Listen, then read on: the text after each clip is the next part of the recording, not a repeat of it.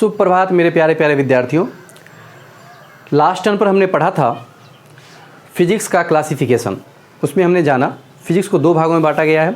उसके बाद उसमें आपने देखा होगा कि सबसे पहला अध्याय हमारा है जनरल फिजिक्स। एक कैटेगरी है फिजिक्स को जो दो भागों में हमने बांटा है, 6 भागों में, एक्चुअली 2 भागों में बांट करके 6 भागों में उसको हमने बाद में फर्दर बांटा था। उसमें से पहला है जनरल फिजिक्स। तो स्टार्ट करते हैं जनरल फिजिक्स।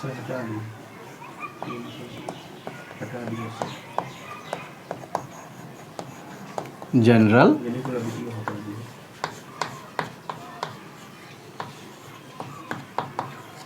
फिजिक्स, सामान्य भौतिकी।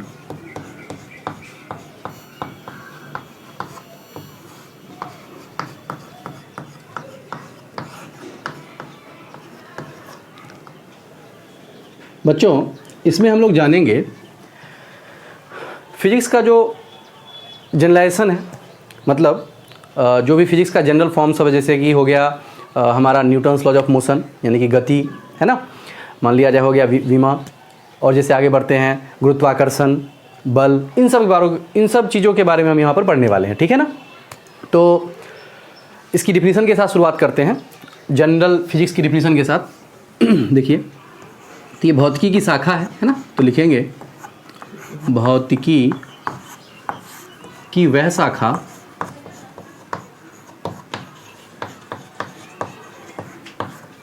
जिसमें हम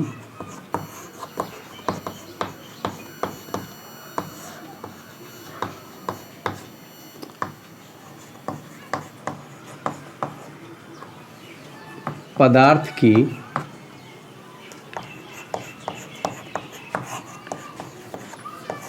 यांत्रिक गति, ऊर्जा, बल आदि से संबंधित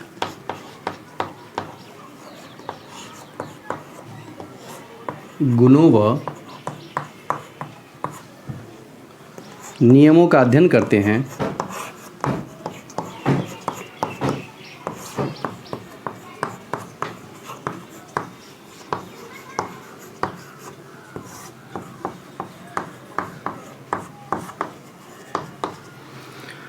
सामान्य भौतिकी कहलाता है।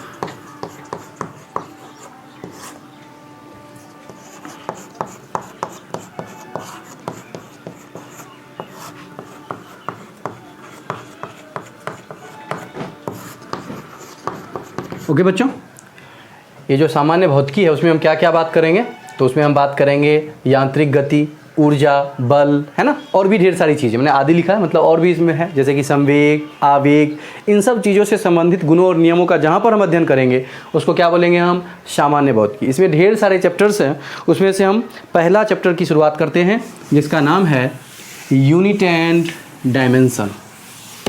देखिए, यूनिट एंड डायमेंशन,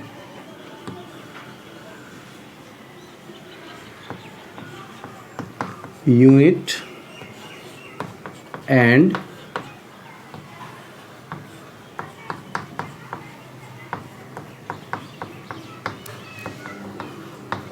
डायमेंशन। देखिए क्या है यूनिट एंड डायमेंशन। यूनिट का मतलब होता है इकाई और विमा, ठीक है, या इकाई को हम मात्रक भी कह सकते हैं। देखो, इकाई बोलते हैं कोई दिक्कत नहीं है, लेकिन इसको मात्रक भी हम कहते हैं, तो इसको हम कह सकते हैं, इस अध्याय का नाम मात्रक और विमा भी।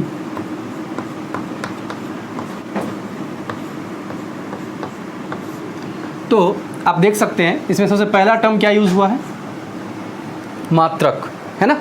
क्या यूज़ हुआ है, मात्रक। सोचिए मात्रक क्या होता होगा, या मात्रक की हमें नीड क्यों पड़ी। पहले हम जानते हैं मात्रक है क्या। तो जैसे आप जहाँ पर रह रहे हैं, घर में रह रहे हैं, गांव में रह रहे हैं, शहर में रह रहे हैं, कहीं पर रह रहे हैं, तो हमें क्या होता है, किसी चीज़ को दूसरे से लेना पड़ता है। मतलब मनुष्य एक सामाजिक प्राणी है, इसे कुछ चीज़ों को दूसरे से लेना भी पड़ता है और कुछ चीज़ों को दूसरे को देना भी पड़ता है। अब लेने देने का हमें एक चाहिए क्या, एक हमें कुछ स्पेसिफिकेशन चाहिए कि भाई इससे मैं लूँगा या इससे दूंगा। जैसे कि आप दूध लेते हो तो गांव में हम क्या करते हैं, ग्लास लेते हैं, 1 गिलास दूध लेते हैं, उसको हम 1 पौआ शायद बोले हुए हैं। एक यदि हमने थोड़ा सा बड़ा बर्तन में लिया, लोटा जिसको हम बोलते हैं गाँव में, है ना, उससे लोगे तो क्या कहोगे, 1 लीटर हो गया, 1 सेर हो गया। समझ रहे हो? इसी प्रकार से और भी ढेर सारी चीज़ें हैं। जैसे आप तेल लेने के लिए जाते हैं तो उसका भी उसने एक बना रखा है, एक मेजरमेंट बना रखा है, उससे एक बार नाप के देगा आपको, उतना हो गया, उसके पैसे आपसे लेगा वो। तो देख रहे हो, अलग अलग चीज़ों के लिए अलग अलग मापदंड होना आवश्यक है ना। चीज़ों को मापने के लिए जिस मानक की आवश्यकता पड़ती है उसे हम बोलते हैं मात्रक। तो मात्रक से आपने क्या समझा? मात्रक की परिभाषा क्या हो गई कि भाई किसी भौतिक राशि को मापने के लिए चुने गए मानकों को हम क्या बोलते हैं? मात्रक बोलते हैं। ओके ना? अच्छा, इसकी नीड क्या पड़ी?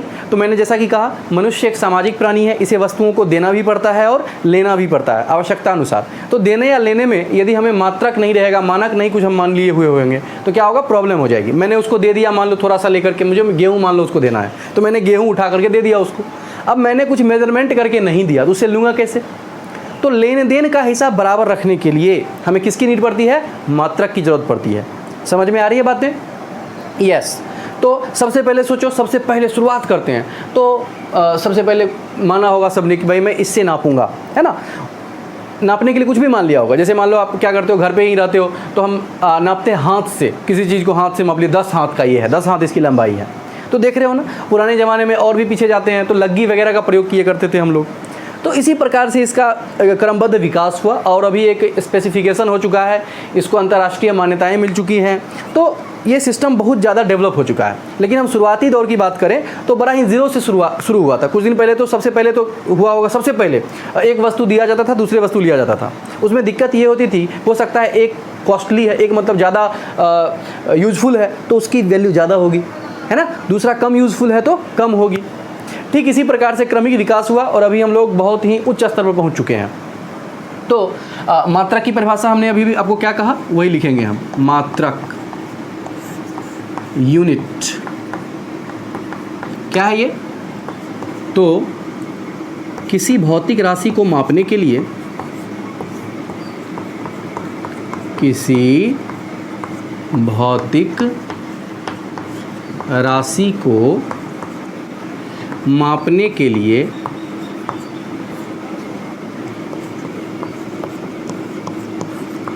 चुने गए मानकों को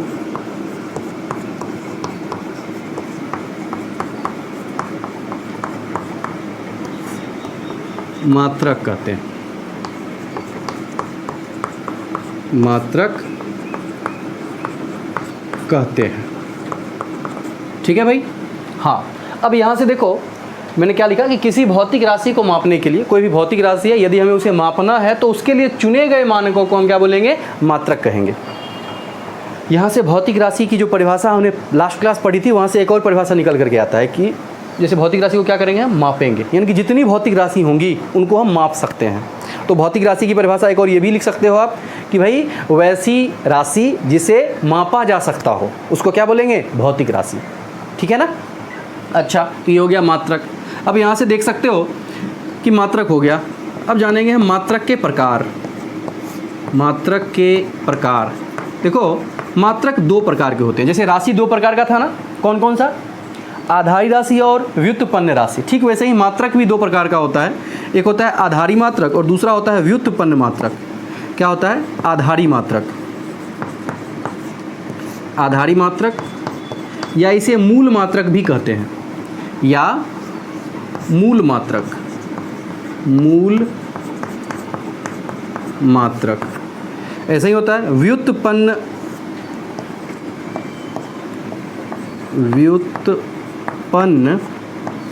मात्रक। ठीक है, इसको क्या बोलते हैं इंग्लिश में? Derived unit. डेराइव्ड यूनिट, इसको बोलते हैं फंडामेंटल यूनिट।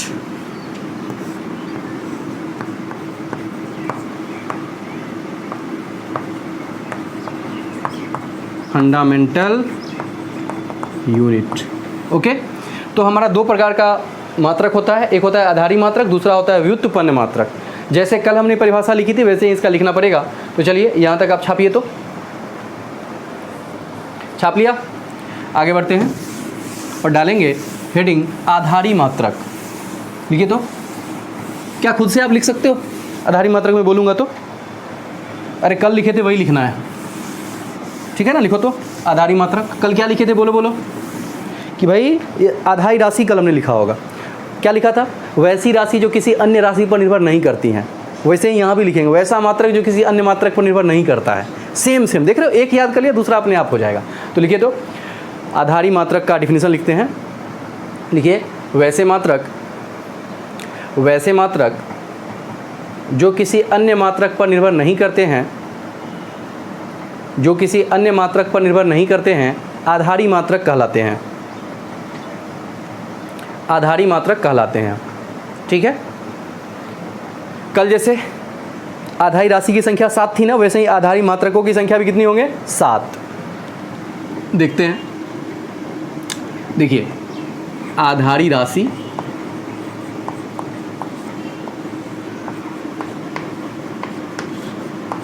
और उनके मात्रक। तो आधारी राशि के जो मात्रक होंगे उसको क्या बोलेंगे? आधारी मात्रक, है ना? मैं लिख ही देता हूं, आधारी मात्रक। आधारी मात्रक। बच्चों ध्यान से देखिएगा, देखो प्रत्येक चीज़ को मापने के लिए एक स्पेशल मात्रक होता है। मतलब आप चाहकर भी उसको नज़रअंदाज नहीं कर सकते हो, दूसरा कोई मात्रक नहीं चुन सकते हो। जैसे मैं बोलूँ कि भाई आपको चीनी लेना है, तो क्या कहोगे जाकर के दुकानदार के पास कि भाई भैया मेरे को 1 किलोग्राम चीनी दो? ऐसा बोलोगे? 1 मीटर चीनी दो? नहीं बोलोगे, नहीं बोलोगे ना। 1 मीटर चीनी आप नहीं कह सकते हो। 1 सेकेंड चीनी दो? नहीं कह सकते हो। आपको पता है कि आपको यदि चीनी लेनी है तो उसका मात्रक फिक्स है कि भाई आपको किलोग्राम बोलना होगा, ग्राम बोलना होगा, है ना? ये बोलना पड़ेगा।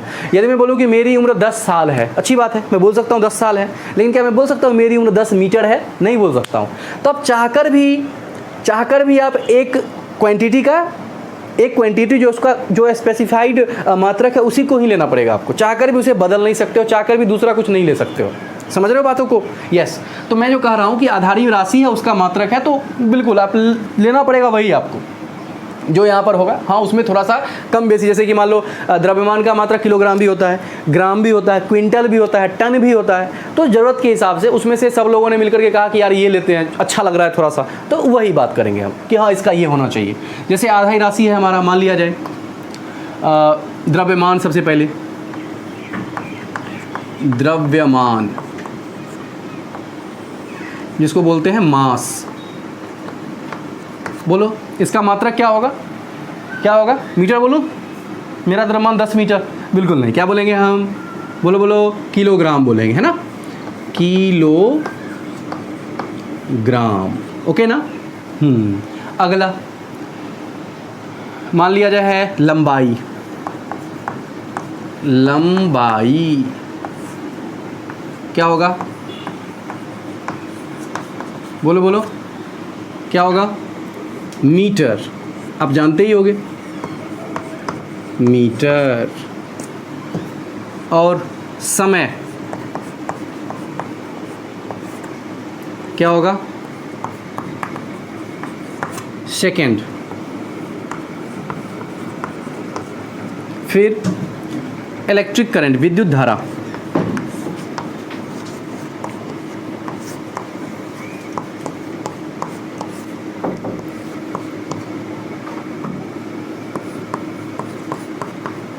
इलेक्ट्रिक करंट, विद्युत धारा क्या होगा इसका? एम्पियर। और बोलो तापमान।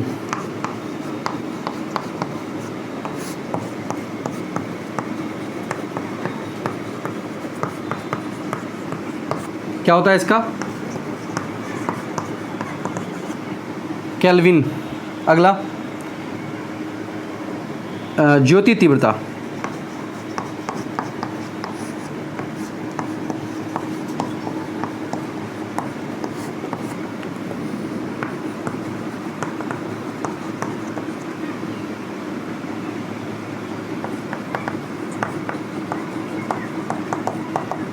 लुमिनस इंटेंसिटी, इसका होता है कैंडेला। नेक्स्ट, पदार्थ की मात्रा।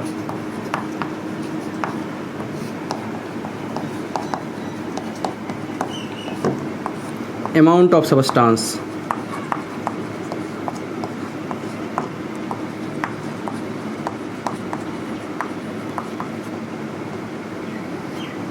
इसका होता है मोल।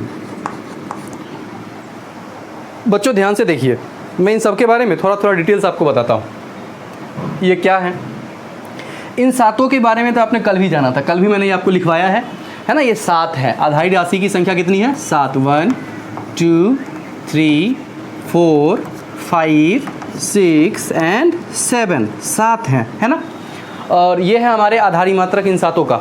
जैसे द्रव्यमान, तो द्रव्यमान का ढेर सारा होता है। आपको मन है किलोग्राम कह लो, है ना, मन है ग्राम कह लो, ठीक है ना, मन है आपको और भी कुछ कह सकते हो, पाउंड भी इसको कह सकते हैं, ठीक है। तो ये भी कह सकते हो आप, मैं इस पर भी आऊँगा बाद में, इस पर भी आऊँगा कि क्या होता है ग्राम, क्यों होता है पाउंड, कब लेते हैं पाउंड। फिलहाल देखिए द्रव्यमान का मात्रक क्या होगा? किलोग्राम। लंबाई का मात्रक क्या होगा? मीटर। सेंटीमीटर भी होता है, किलोमीटर भी होता है, लेकिन बीच वाला ना ज़्यादा छोटा ना ज़्यादा बड़ा, मीटर। समय का मात्रक, समय का मात्रक क्या होता है? सेकेंड, है ना, समय का मात्रक क्या होता है? सेकेंड। ओके। विद्युत धारा, विद्युत धारा है, इसका मात्रक मापते हैं हम एम्पियर में, थोड़ा सा डिटेल से बाद में आप जानोगे, फिलहाल अभी जान लो कि इसका मात्रक होता है एम्पियर, है ना। उसके बाद देखो ये तापमान, मापते हो आप तापमान को, जैसे आप लोगों का बॉडी टेम्परेचर मापा जाता होगा डॉक्टर के द्वारा, बॉडी टेम्परेचर मापा जाता होगा, तो मापते होगे आप लोग, कैसे मापते हो? तो डिग्री सेल्सियस में, है ना, मापते होगे ना, या फ़ारेनहाइट में मापते होगे, डॉक्टर बोलता होगा 98 डिग्री है, तो देख रहे हो वो मापने का जो है, तो उसी में माना गया हुआ पर हमने केल्विन ले लिया है कि मात्रक उसका केल्विन। ढेर सारा है, जैसे इसमें भी सेकंड में भी घंटा भी है, मिनट भी है, लेकिन हमने एक मान लिया है, वैसे यहाँ पर केल्विन माना गया है, वैसे है और सारा भी, डिग्री सेल्सियस भी है, फ़ारेनहाइट भी है, ओके ना। हिलिएगा नहीं अंकल। उसके बाद हिलिए नहीं, उसके बाद कैंडेला, ये क्या है? देखो ज्योति तीव्रता है, मतलब जैसे लाइट जलाओगे तो कितनी इंटेंसिटी निकल रही है उससे, तो उसी को बोलते हैं कैंडेला, ल्यूमिनस इंटेंसिटी, है ना कैंडेला। यदि आप कोई बल्ब लेते हो उस पर देख सकते हो, इसका लिखा हुआ रहेगा कितना कैंडेला है उसका। अगला है पदार्थ की मात्रा, ये केमिस्ट्री में आपने यूज़ किया होगा, 1 मोल 2 मोल, है ना, कैसे होता है, 10th में भी थोड़ा सा है इसका आइडिया, नहीं भी है तो कोई दिक्कत नहीं, ये दोनों फिजिक्स में कहीं यूज़ नहीं होंगे, है ना, और यहाँ से ये पाँचों ही फिजिक्स में यूज़ होंगे। तो यहाँ आप जो है इसको छाप सकते हैं, और ऊपर में पहले लिखिएगा आधारी मात्रकों की संख्या 7 होती है। जैसे आधारी राशि की संख्या 7 है, वैसे ही आधारी मात्रकों की संख्या कितनी है? 7। तो लिख लीजिए आधारी मात्रकों की संख्या 7 होती हैं, ओके। और पूरा का पूरा टेबल छाप लें, छाप लिया, गुड। आगे बढ़ते हैं।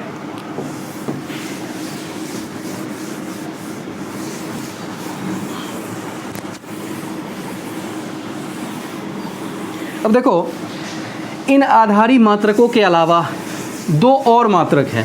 एक्चुअली जब शुरू हुआ था मात्रकों की, जब खोज हुई, उसके बाद 7 बन करके पूरा क्लोज हो गया कि भाई यहाँ तक काम है। जैसे जैसे फिजिक्स डेवलप होता गया तो लगा कि यार 2 और हमको इसमें ऐड करना ही चाहिए, 2 और करना ही पड़ेगा।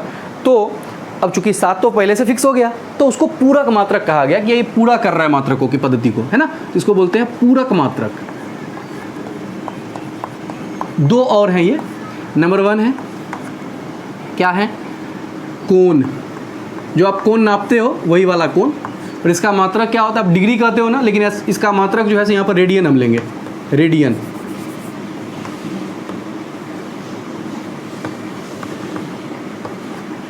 और एक और है ठोस कोण,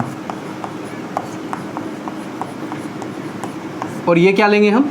इसको बोलेंगे, इसका मात्रक जो हो जाएगा स्टेरेडियन, ठीक है। इसको बोलते हैं एंगल, इसको बोलते हैं solid angle, solid angle, okay बच्चों। हाँ ठीक है। तो आपने यहाँ से जाना कि 2 और पूरक मात्रक होते हैं। कोण क्या है? तो कोण के बारे में आपको थोड़ा सा आइडिया होगा। देखो तो ये कोण है, जैसे इसको बोलोगे 90 डिग्री, कम कम कम कम कम जीरो, बढ़ते बढ़ते बढ़ते बढ़ते बढ़ते बढ़ते 90 डिग्री। अपने हाथ से भी देख सकते हो, आपका हाथ खुद आपको बताए कितना डिग्री एंगल है। जैसे देखो ये इसके साथ यदि आप इसको फैला कर रखते हो तो देखो ये थोड़ा सा टेढ़ा है और ये भी थोड़ा सा टेढ़ा है, तो 90 डिग्री ये भी लग रहा है। तो वैसे ही आप कह सकते हो कि एंगल क्या है, कोण क्या है, समझ रहे होगे शायद कि इन दोनों के बीच का जो झुकाव है इसको कोण बोलेंगे। घट करके 0 हो गया, बढ़ करके 90 हो गया, ये 180 डिग्री हो गया। आपने मैथ्स में थोड़ा सा पढ़ा होगा आपने इसको, है ना। दूसरा है सॉलिड एंगल, इसके बारे में अभी तक शायद आपको थोड़ा सा भी आइडिया नहीं होगा, तो मैं आपको इसके बारे में आइडिया दूं। देखिए सॉलिड एंगल क्या है, देखो सॉलिड एंगल क्या है बच्चों, देखो ध्यान से। देखो ये यदि है कोण आपने देखा है, शंकु, देखो ये हो गया हमारा सॉलिड एंगल। मतलब ये जो पूरा गोला है ना, ये गोला जो बना, ये देख रहे हो पूरा गोला, इसको बोलेंगे हम सॉलिड एंगल। ये जो पूरा बना, ये त्रिविमीय एंगल होता है। जैसे हमारा जो एंगल सिंपल होता है, इसको प्लेन एंगल भी कहते हैं, है ना। इसको क्या बोलते हैं, प्लेन एंगल भी बोलते हैं, क्योंकि ये 2D है। लेकिन ये जो ठोस कोण है ये 3D है, त्रिविमीय है, इसीलिए इसको क्या बोलेंगे हम, त्रिविमीय कोण है, ठीक है ना। जैसे इसको हम जनरली डिनोट करते हैं थीटा से, याद होगा आपको। इसको करते हैं ओम से, शायद इसका नाम सुना होगा आपने। इसके बारे में और ज़्यादा हम समय आने पर पढ़ेंगे, फिलहाल आप जाने इसको। जैसे थीटा से करते हैं, इसको किससे करते हैं, ओम से। क्लियर है। अच्छा, तो इसको भी छाप लें आप,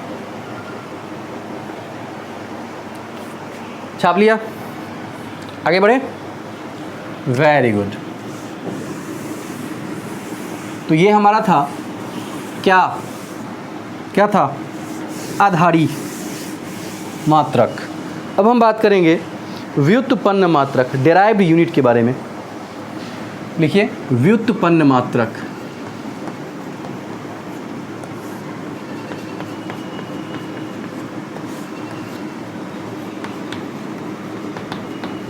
डेराइव्ड यूनिट, व्युत्पन्न मात्रक, लिख लिया। चलिए इसकी परिभाषा जैसे कल लिखे थे वैसा ही होगा। कल क्या लिखा था हमने कि भाई वैसा मात्रक जो आधारी मात्रक पर निर्भर, वैसा राशि जो आधारी मात्रक आधारी राशि पर निर्भर करता है उसको क्या बोले थे हम, बोलो बोलो कल। वैसी राशि जो आधारी राशि पर निर्भर करती हैं उसको हम क्या बोले थे, व्युत्पन्न राशि। वैसे ही क्या बोलेंगे, डेराइव्ड यूनिट का मतलब व्युत्पन्न मात्रक का परिभाषा क्या बोलेंगे, वैसा मात्रक जो आधारी मात्रक पर निर्भर करता हो, क्या कहलाएगा, क्या कहलाएगा, बोलो बोलो, व्युत्पन्न मात्रक कहलाएगा। या वैसा मात्रक जो आधारी मात्रकों के पद में लिखा जाता हो उसको क्या बोलेंगे हम, व्युत्पन्न मात्रक। ठीक है बच्चों, लिखिए। तो जो मैंने दोनों सही है, जो मैंने वो लिखे। तो मैं चाहूँगा एक ही परिभाषा लिखते हैं ताकि एक ही याद करना पड़ेगा ना। तो चलिए लिखते हैं, वैसा मात्रक जो आधारी मात्रकों पर निर्भर करता हो, आधारी मात्रकों पर निर्भर करता हो, व्युत्पन्न मात्रक कहलाता है, व्युत्पन्न मात्रक कहलाता है। ठीक है बच्चों। देखो इनकी संख्या जैसे कल मैंने कहा था अनंत है, वैसे आज भी कह रहा हूँ बिल्कुल इनफाइनाइट है, कितना भी हो सकता है, कोई इसका नंबर स्पेसिफाई नहीं है, कितना ही है। तो हम कैसे जानेंगे, तो उन सातों को छोड़ करके जो भी जितने भी दुनिया मिलेंगे, सॉरी उन सातों नहीं, दो और है ना, 7 और 2 पूरक मात्रक, तो उन 9 को छोड़ करके जितना दुनिया में मात्रक है सबके सब क्या होंगे, व्युत्पन्न मात्रक होंगे। ठीक है बच्चों। तो देखिए जैसे कि मैं कल भी कहा था वही बात आज भी करूंगा मैं। जैसे चाल होता है, दूरी बट्टा समय। अब देखो समझना, अभी दूरी का मतलब लंबाई, दूरी का मतलब, अरे दूरी का मतलब क्या, लंबाई ही ना। जैसे यहाँ से वहाँ तक दूरी में बात कर रहा हूँ, तो दूरी को क्या कहोगे, 10 किलोग्राम, कि यहाँ से वहाँ तक की दूरी 10 किलोग्राम है। आपके घर से आपके कोचिंग की दूरी 10 किलोग्राम है, नहीं कह सकते हो। दूरी का मतलब 10 मीटर ही कहोगे, 10,000 मीटर ही कहोगे, जो भी कहना होगा तो आपको मीटर में ही कहना पड़ेगा। एक उसका भाई दूरी के लिए पता है कि हमको मीटर लेना है, किलोमीटर लेना है, तो दूरी का मात्रक क्या हो जाएगा, बोलो बोलो, मीटर। और समय का मात्रक सेकेंड।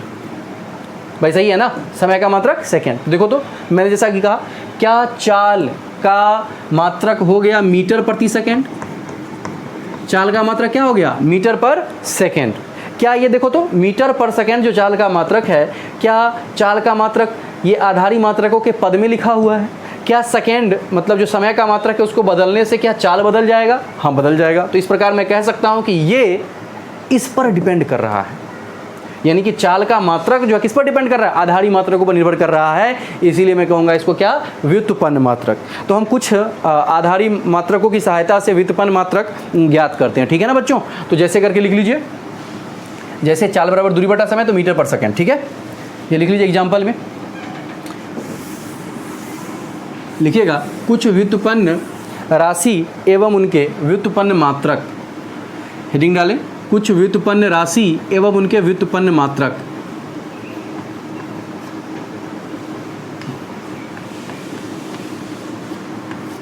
ठीक है, व्युत्पन्न राशि ना, व्युत्पन्न राशि, और यहाँ लिखेंगे व्युत्पन्न मात्रक।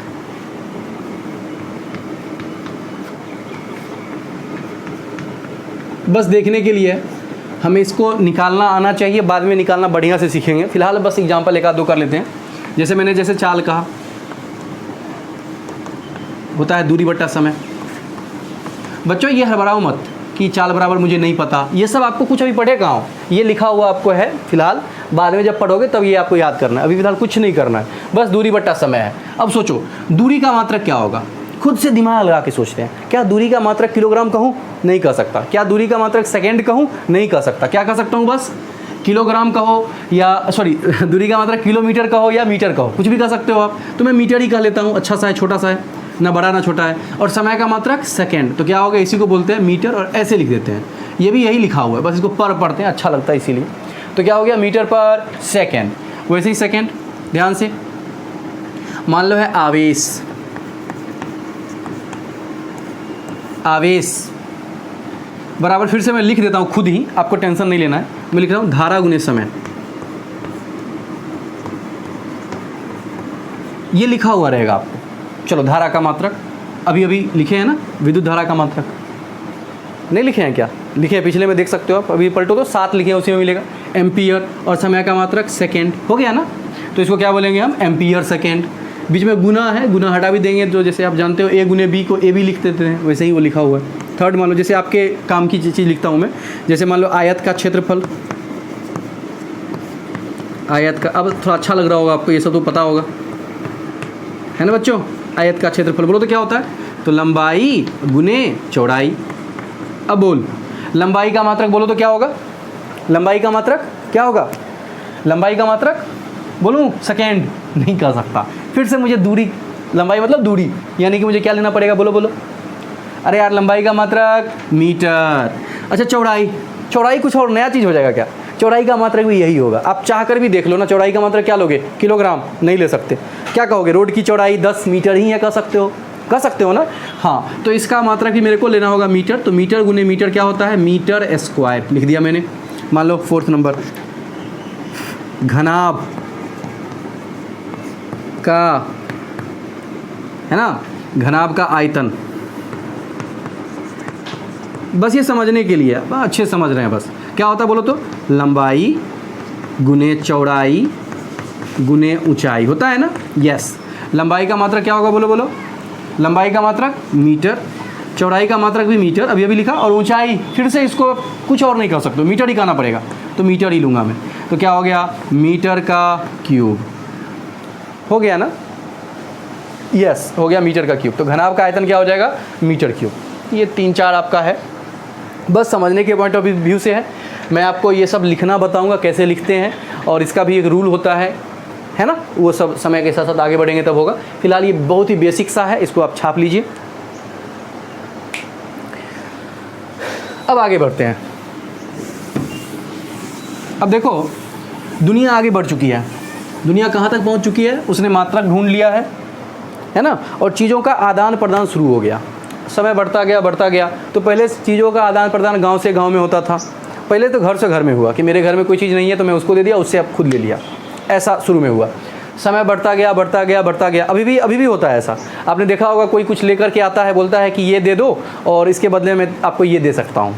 और सिंपली सोचो ना, आप भी कुछ भी कर रहे हो तो वो भी तो हो रहा है। जैसे मैं कुछ बेच रहा हूँ तो क्या करता हूँ, पैसे लेता हूँ, उसके बदले सामान देता हूँ, तो ये भी तो एक आदान प्रदान ही है ना। बस पैसा है यहाँ पर आदान प्रदान, जिसको हम बोलते हैं मुद्रा विनिमय प्रणाली। शायद आपने हिस्ट्री वगैरह में पढ़ा होगा। उससे पहले चलता था वस्तु विनिमय प्रणाली, है ना। थोड़ा थोड़ा लग रहा होगा कि चलो भाई हमारे काम की चीज़ हो रही है। तो मैं ये कहना चाह रहा हूँ कि आदान प्रदान शुरू हो गया वस्तुओं का, है ना। मेरे को उससे ज़रूरत है तो उससे लिया मैंने, उसने मेरे से लिया, मैंने उससे लिया। ये पहले घर से घर के बीच हुआ, फिर गांव से गांव के बीच, फिर राज्य से राज्य के बीच। मतलब देखो, जितना ज़्यादा वृहत लेवल पर काम चलेगा उतना ज़्यादा हमें ज़रूरत पड़ेगी। तो जैसे अभी देखते हैं हम सब, बहुत सारी चीज़ें होती हैं जो विदेश से आती हैं, विदेश से मंगाते हैं उसको। तो हमें एक ऐसे मात्रक की ज़रूरत थी जो सब जगह, वहाँ भी उससे काम चले, यहाँ भी काम चले। अब मान लो जैसे मैं जो जान रहा हूँ, मैं हाथ से मान लो काम चला रहा हूँ कि भैया मैं 10 हाथ की ये सामान लेने वाला, 10 हाथ का मेरे को चाहिए, मान लो धोती, कोई कपड़ा चाहिए 10 हाथ का। अब मेरा हाथ छोटा, किसी का हाथ मेरे से भी बड़ा होगा, किसी का हाथ उससे छोटा होगा, तो सोचो ना, हम उससे मापेंगे, वो उससे मापेगा, तो जो मैंने 10 हाथ मापा हो सकता है उसके लिए वो 12 हाथ हो जाए।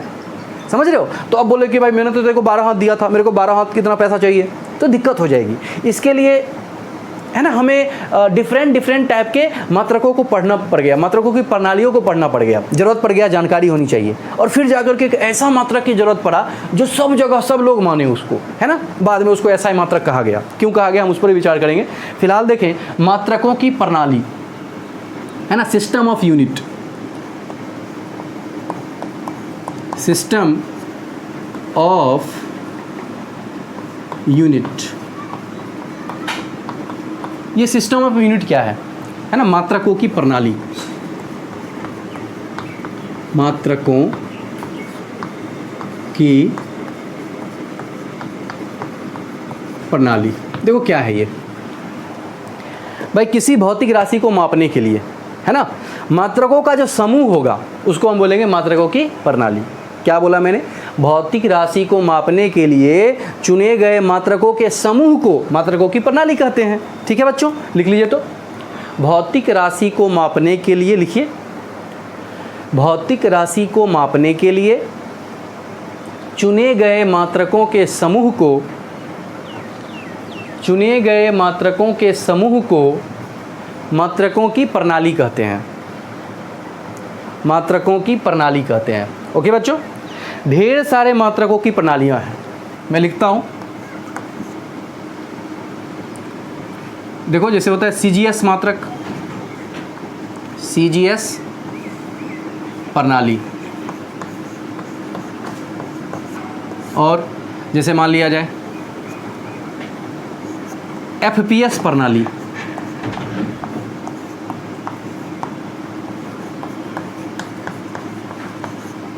और होता है एमकेएस प्रणाली,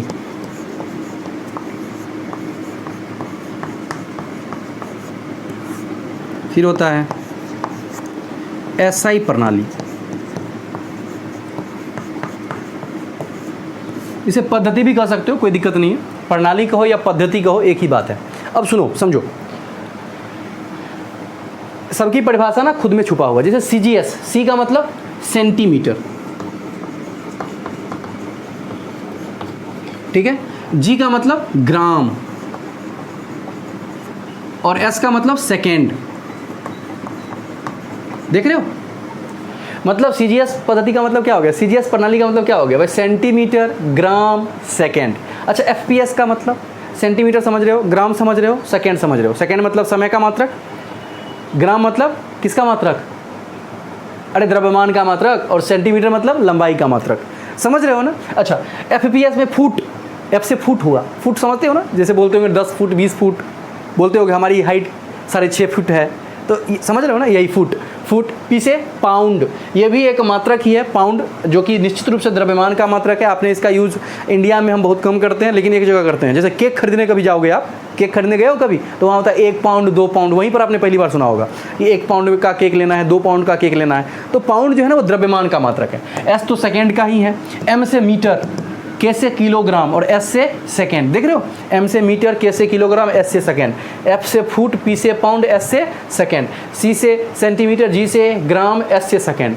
तो देखो पहला इसमें क्या है, लंबाई का मात्रक, दूसरा द्रव्यमान का मात्रक, तीसरा समय का मात्रक। ये लंबाई है, ये द्रव्यमान है, और ये समय है। देखो ये लंबाई, ये द्रव्यमान, और ये समय। तो बच्चों यदि मेरे को डिफिनेशन पूछा जाएगा इन तीनों का, तो हम कैसे लिखेंगे चारों का? तो देखो इसमें क्या लिखोगे, देखो समझना और फिर खुद से लिखना है। इसका परिभाषा क्या लिखो, मैं पूछूं कि सीजीएस प्रणाली किसे कहते हैं, तो क्या बोलोगे कि भाई मात्रकों की वैसी प्रणाली जिसमें द्रव्यमान का मात्रक क्या हो, द्रव्यमान का मात्रक क्या हो, ग्राम हो। लेकिन उससे पहले क्या है, लंबाई है, तो लिखेंगे जिसमें लंबाई का मात्रक सेंटीमीटर, द्रव्यमान का मात्रक ग्राम, तथा समय का मात्रक सेकेंड हो, उसको हम सीजीएस प्रणाली कहते हैं। एफपीएस किसको कहेंगे, तो मात्रकों की वैसी प्रणाली जिसमें लंबाई का मात्रक फुट, द्रव्यमान का मात्रक पाउंड, और समय का मात्रक सेकेंड हो, क्या कहलाएगा, एफपीएस प्रणाली। मात्रकों की वैसी प्रणाली जिसमें लंबाई का मात्रक मीटर, है ना, द्रव्यमान का मात्रक किलोग्राम, और समय का मात्रक सेकेंड हो, उसको हम बोलेंगे एमकेएस प्रणाली। देख रहे हो, समझ रहे हो? तो चलिए इसको लिखते हैं, एक एक करके पूरा लिखेंगे, फिर एसआई प्रणाली पर आएंगे। ये सबसे ज़्यादा इंपॉर्टेंट यही है, ये सबसे ज़्यादा इंपॉर्टेंट सबसे, चूँकि क्यों है इस पर हम और चर्चा करेंगे बहुत ज़्यादा बृहत। फिलहाल लिखिए तीनों का डिफिनेशन हमको लिखना है। तो लिखिएगा, आपने क्या लिखा, मात्रकों की प्रणाली 1 2 3 4, नंबर 1 लिख करके डैश लिखिएगा। लिखिएगा सीजीएस प्रणाली की परिभाषा लिखते हैं। लिखिए मात्रकों की वैसी प्रणाली, मात्रकों की वैसी प्रणाली जिसमें लंबाई का मात्रक सेंटीमीटर, द्रव्यमान का मात्रक ग्राम तथा समय का मात्रक सेकंड हो, तथा समय का मात्रक सेकंड हो, सीजीएस प्रणाली कहलाता है। ओके बच्चों, सेकंड एफपीएस मात्रक लिखिएगा, सॉरी एफपीएस प्रणाली लिखिएगा, एफपीएस प्रणाली लिखिएगा। मात्रकों की वैसी प्रणाली, मात्रकों की वैसी प्रणाली जिसमें लंबाई का मात्रक फुट, द्रव्यमान का मात्रक पाउंड तथा समय का मात्रक सेकंड हो, एफपीएस प्रणाली कहलाता है।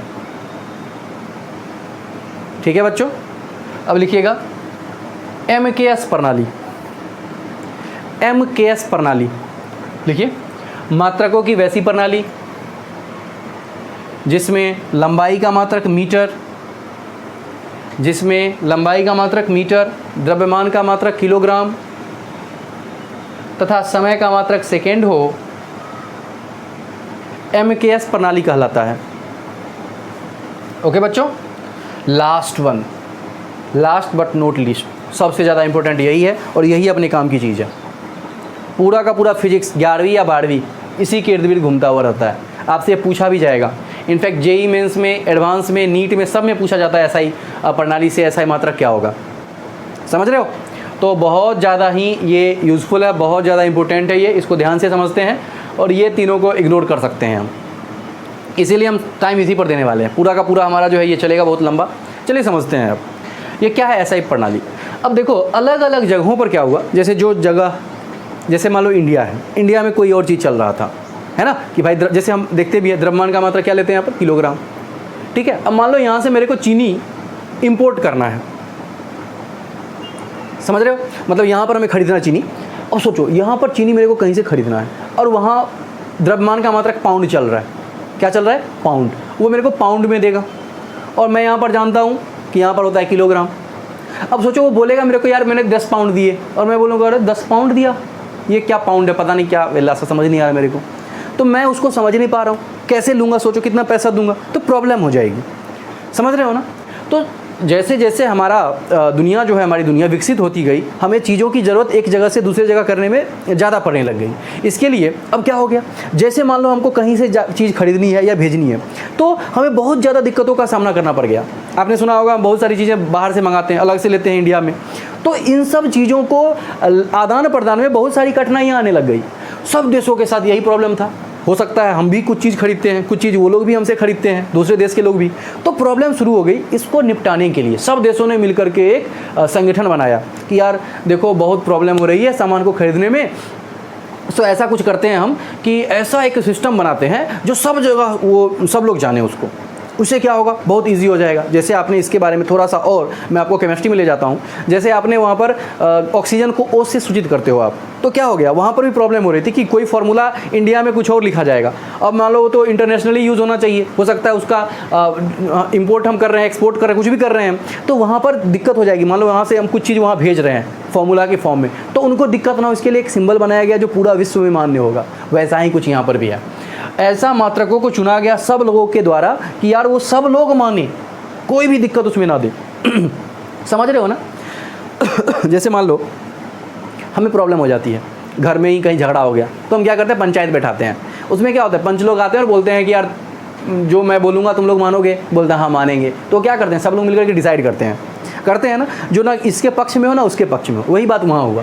जैसे ही कहा कि सब लोग मिलकर के कि यार एक ऐसा मात्रक हम बनाना चाहते हैं जो सब लोग माने, सब जगह वो मान्य हो, सब लोग उसी में बात करेंगे, तो सब में होड़ मच गई, मेरा माना जाए, मेरा माना जाए, मेरा माना जाए। दिक्कत हो गई शुरू, यार किसका माना जाए। तो कहा ऐसे नहीं हो सकता। अब इसमें भी फंडा है कि यार मेरा माना जाएगा तो मेरे को कम टेंशन होगी ना, मेरा सब जगह विश्व में सब लोग मान रहे हैं तो मेरी पॉपुलैरिटी बढ़ गई। इसके लिए क्या हो गया कि सबने मिलकर के डिसाइड किया कि ऐसा नहीं हो सकता है, हम सब मिलकर के एक कॉमन मानते हैं कि यार इसी को यूज़ करना है, ठीक है ना, इसी को सबने मिलकर के, मतलब सबके लिए मन लंबाई का ये मान लिया गया है ना, द्रव्यमान का ये कुछ मान लिया गया। इस प्रकार से सबने मिलकर के एक प्रॉपर संगठन बनाया और तब वहाँ पर एक फिक्स मात्रक माना गया कि लंबाई का मात्रक यही लेना है, द्रव्यमान का मात्रक यही लेना है, दूसरा कुछ नहीं लेना है, और पूरा विश्व में उसे पढ़ाया जाएगा ताकि आदान प्रदान में दिक्कत ना, उसी में बात चले। समझ में आई बातें? बिल्कुल। तो लिखते हैं एसआई प्रणाली। तो इसकी डिफिनीशन आपको शायद थोड़ी सी समझ में आ गई होगी। क्या है इसकी, क्या होगी इसकी डिफिनीशन? बोलिए तो लिखेंगे मात्रकों की वैसी प्रणाली, मात्रकों की वैसी प्रणाली जो पूरे विश्व में मान्य हो, जो पूरे विश्व में मान्य हो, एसआई प्रणाली कहलाता है। एसआई प्रणाली कहलाता है, इसका मतलब ही होता है इंटरनेशनल सिस्टम ऑफ यूनिट।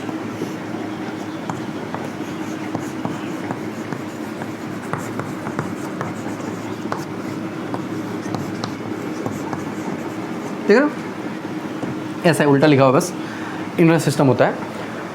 तो आपने जाना एसआई प्रणाली, ठीक है, छाप लीजिए यहाँ तक। अब हम जानेंगे कि ये एसआई प्रणाली चुनते वक्त है ना बहुत ज़्यादा सावधानियाँ बरती गई कि ये मात्रक ज़्यादा बड़ा नहीं होना चाहिए, है ना, ज़्यादा छोटा भी नहीं होना चाहिए, और सभी लोगों को समझने में आसान होना चाहिए। अब मान लो इतना बड़ा मैंने मान लिया कि भाई एसआई मात्रक जो है द्रव्यमान का हम मान लेते हैं टन है ना, टन में बात करेंगे, ठीक है। अब सोचो टन में मान लिया हमने तो प्रॉब्लम क्या हो जाएगी क्या प्रॉब्लम होगी टन में मानने से? यार मेरे को सोना खरीदना, क्या बोलूँगा कितना टन सोना दो, प्रॉब्लम हो जाएगी ना। तो ऐसा माना गया, ठीक है, भूसा के लिए सही है कि मैं 10 टन में भूसा खरीदूंगा, लेकिन भाई सोना के लिए प्रॉब्लम होगी। तो ऐसा माना जाना चाहिए था। सब लोगों ने मिलकर कहा कि यार मैं ऐसा मानना है मेरे को मात्रक कि ना ज़्यादा बड़ा हो ना ज़्यादा छोटा हो, ठीक है ना, और सब लोगों के लिए समझने में आसान हो, किसी को अपनाने में दिक्कत नहीं हो। साथ साथ एक सबसे बड़ी बात है कि हमारा जो बहुत बड़ा से बड़ा भी क्वांटिटी है, बहुत बड़ा राशि है, उसको भी आराम से लिख सकते हैं, आराम से लिख सकते हैं, ऐसा होना चाहिए, ठीक है। तो ये जो पूरा इंटरनेशनल सिस्टम है इस पर बहुत ज़्यादा विस्तृत चर्चा करेंगे हम समय के साथ साथ, ठीक है। तो आज रखते हैं फिलहाल इतना ही, मिलते हैं अगले एपिसोड में, और फिर हम इस पर और ढेर सारी चीज़ें करेंगे, बहुत सारी बातें करेंगे, ठीक है। तो गुड बाय और गुड नाइट।